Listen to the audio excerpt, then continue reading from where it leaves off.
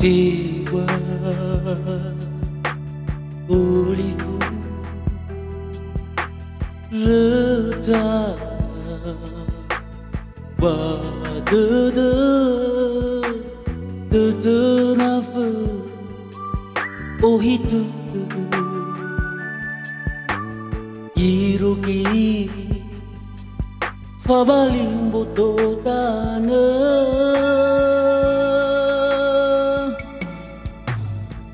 Tigo sawago fau masih ubazi lala no fonege apa mele sio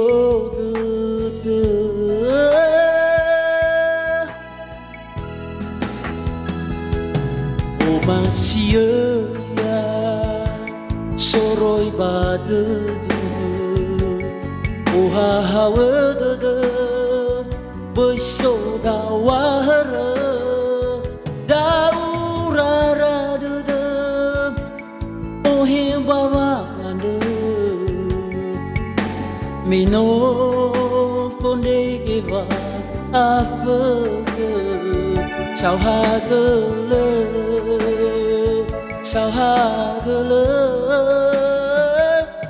vivo mal masih khegu bazilala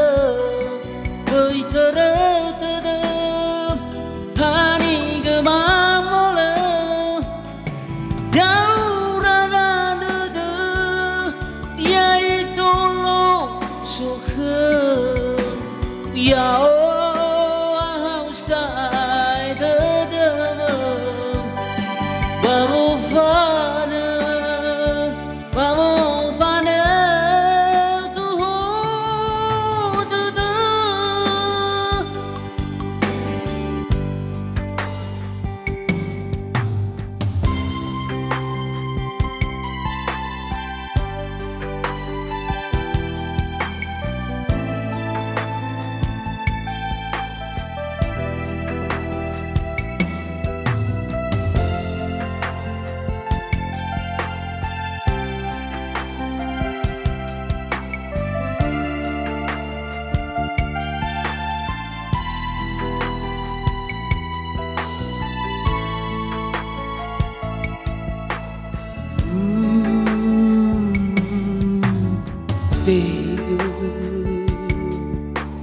sao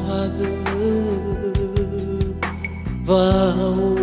masih wazir lala no vonege apa mele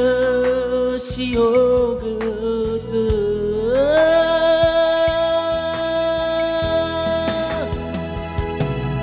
masih soroi badadu oha hawadada boiso dawahara dauraradada ohe bawanga meno fondegeva apa sao hagele sao hagele vivo mal masih khegu bazilala goitarada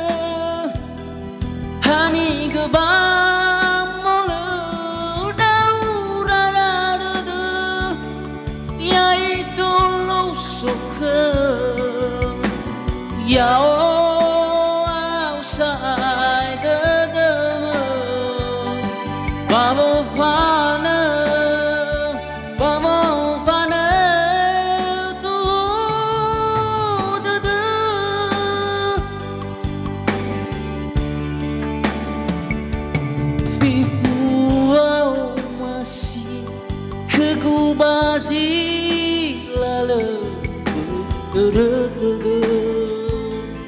Hani ke ba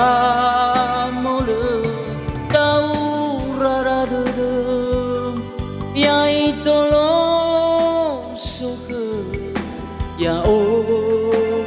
hao xa đưa đưa bao pha nữa